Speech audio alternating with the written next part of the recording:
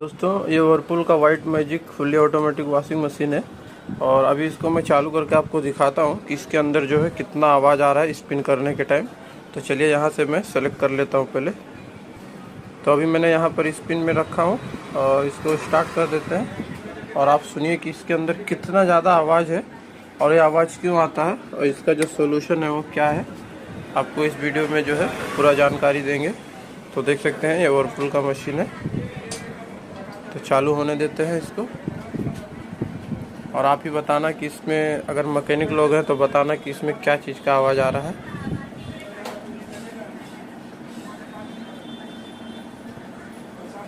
तो कुछ 1-2 मिनट लग जाता है क्योंकि पानी जो ये देखिए। तो आप लोग कमेंट करके बताना कि ये क्या आवाज़ है और इसका मैं फुल वीडियो बना दूंगा एक, ठीक है।